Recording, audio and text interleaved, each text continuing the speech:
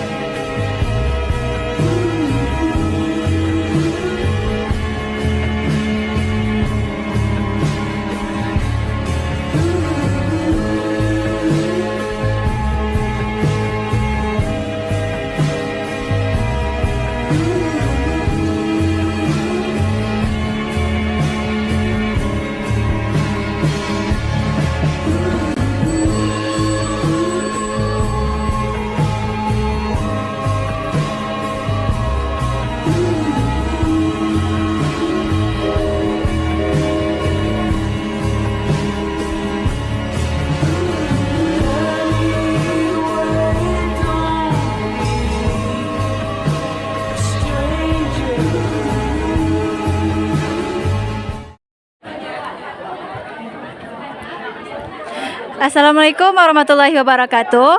Saya Nada Safri Rizkin dari kelompok 6 akan melakukan wawancara terhadap salah satu Bapak pengelola PDIKM. Baik Pak, sebelumnya bisa perkenalkan diri Bapak? Nama Repedius, bertugas di sini sebagai pelayanan di Rumah Gadang PDIKM.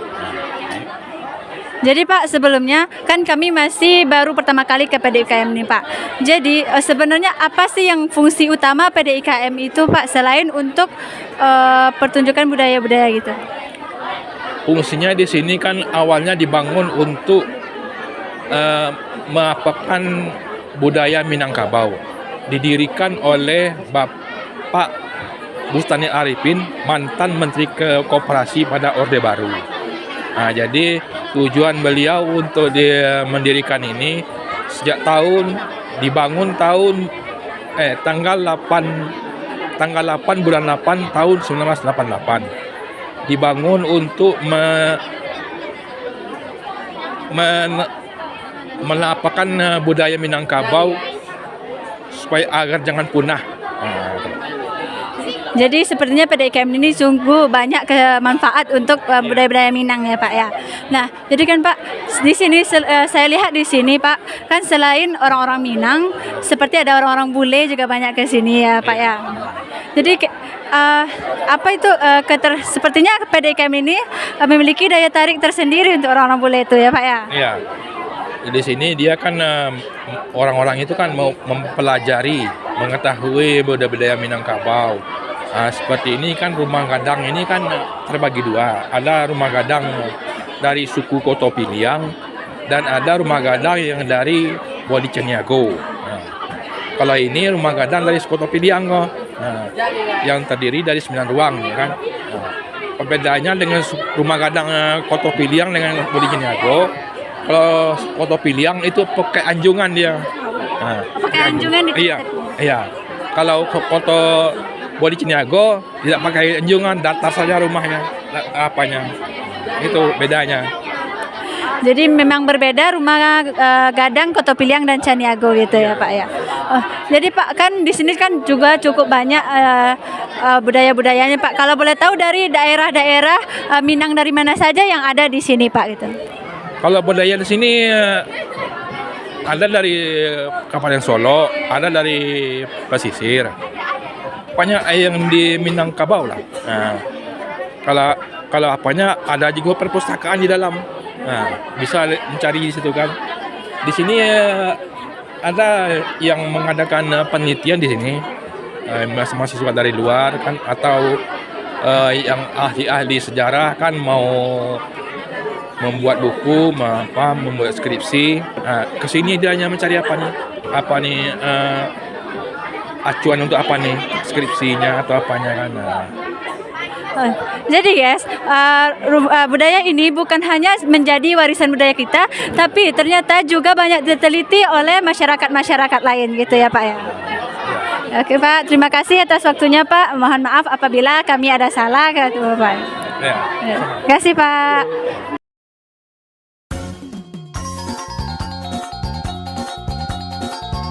Yang mendirikan itu almarhum Bapak Haji Bustanil Arifin. Beliau itu seorang menteri dulu, putra daerah Kota Parangpanjang. Jadi ucapan terima kasih beliau kepada tanah kelahiran dibuatlah pusat dokumentasi ini. Kenapa tercetus ide untuk mendirikan pusat dokumentasi ini? Karena sebelum ini orang Minang mempelajari adat sendiri membutuhkan waktu dan biaya yang sangat besar. Karena literatur mengenai adat Minangkabau banyak di Arsip Nasional dan Perpustakaan Nasional Jakarta juga di lain dan di Belanda. Makanya almarhum kumpulkan literaturnya, wadahnya didirikan di Parangpanjang ini sebagai tanah kelahiran beliau. Diolah almarhum di daerah ini kan ada kita dua bentuk rumah gadang kan. Kalau rumah gadang kita ini punya anjungan itu dari kelarasan apa ini? Kota Piliang. Piliang. Yang satu lagi kelarasan apa? Caniago. Yang mana rumah gadangnya? Apa beda kalau kelarasan Kota Piliang? Kalau di rumah gadang Kota Piliang meninggal datuk yang akan menggantikan kemenakan kandung. Tapi rumah gadang untuk Caniago di demokrasi dipilih dulu siapa kemenakan yang pantas menjadi datuk. Jadi kalau suku yang empat itu, yang empat itu ada yang besar itu empat, yang lain itu pecahan. Ada suku Sikumbang, Jamba, Isang, itu pecahan suku yang besar. Kenapa suku itu sampai berkembang banyak? Karena kita di Minang tidak boleh menikah dalam satu suku akan buka suku-suku yang baru. Kita lihat lagi di rumah gadang kita ini, berapa ruangan rumah gadang? Sudah diperhatikan tadi kan berapa? 9 ruangan. Kalau 9 ruangan ini, berarti kamarnya ada 8. Karena ruangan ke tengah itu jalan ke dapur. Jadi 8 kalau satu keluarga, itu satu keluarga itu satu kamar. Jadi banyak keluarga yang tinggal di rumah gadang. Jadi kalau dari 9 tadi berapa keluarga yang tinggal? 8. Karena ruangan ke tengah jalan ke dapur. Apakah rumah gadangnya harus 9 ruangannya? Tidak. Berapa? Jumlah ruang itu harus ganjil. Ada yang 3, 5, 7, 9, ada yang 11. Kenapa harus ganjil? Supaya seimbang jumlah kamar kiri dan kanan karena tetap ruangan ke tengah jalan ke dapur. Kita perhatikan tadi kamarnya kan ukurannya kecil-kecil kan? Yang dalam kamar cuma ayah, ibu dan anak yang masih balita. Anak laki-laki dulu umur 10 tahun di mana tidurnya? Surau. Kenapa anak laki banyak di surau? Karena sekolah belum sampai ke kampung-kampung. Maka di surau anak laki-laki akan belajar agama, belajar adat, belajar silat. Rumah gadang cuma untuk makan, tukar pakaian, siang bantu orang tua ke sawah, malam tidur di surau. Tapi kalau anak gadis sampai kamar di mana? Anjungan di sebelah kiri itu digunakan sebagai kamar anak gadis. Semua anak gadis yang tinggal rumah gadang tidur di situ. Disitulah aktivitas anak gadis menyulam, merenda di atas sana. Tapi kalau anjungan di sebelah situ digunakan untuk duduknya para datuk atau pimpinan.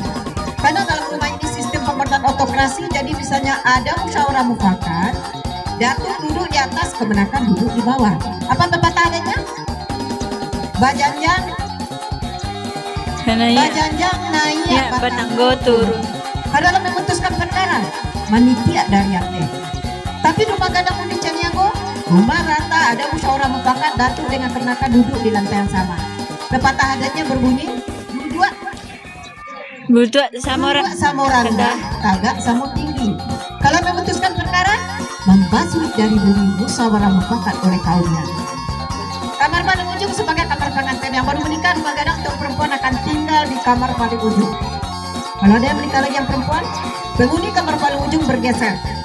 Ada menikah lagi juga akan pindah ini yang perempuan, karena di Minang suami akan tinggal di rumah istri. Jadi kalau anak laki-laki rumah gadang menikah, nanti keluar tinggal di rumah istri. Sudah tinggal di kamar paling ujung, keluarga yang paling ujung harus siap-siap untuk keluar dari rumah gadang, karena keluarga itu sudah menggunakan fasilitas yang ada di dalam rumah. Tapi yang lama tinggal di rumah gadang itu yang ekonomi kurang mampu. Karena yang kaya di kamar nomor 2 saja keluarga sudah pindah buat rumah yang baru, bukan rumah gadang tapi rumah biasa. Karena rumah gadang didirikan atas nama suku, bukan nama keluarga. Jadi ukuran kamar yang kecil memberi isyarat atau kiasan kepada seorang suami atau seorang bapak supaya giat bekerja, buatkan rumah untuk anak istrinya.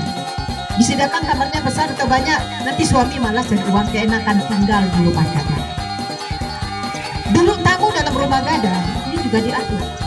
Kalau yang datang itu tamu, dipersilakan menghadapnya keluar. Yang punya rumah seperti anak-anak ini menghadapnya ke dalam. Kenapa seperti itu? Si tamu kalau dipersilakan dulu menghadap ke dalam, nanti si tamu bisa melihat kekurangan-kekurangan yang ada di dalam rumah. Jadi untuk menghindari jangan terjadi pergunjingan, tamu menghadap keluar. Yang dilihat yang indah saja, pemandangan yang dilihat. Keuntungan bagi tuan rumah duduk menghadap ke dalam.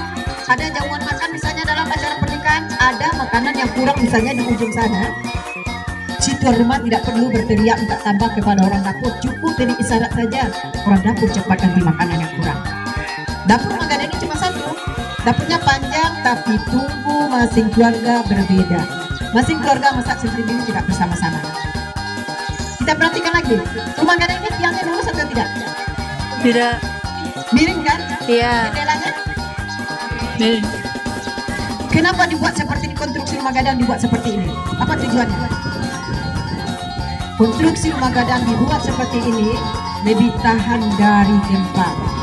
Karena daerah kita kan banyak gunung berapi, daerah kita rawan dengan gempa.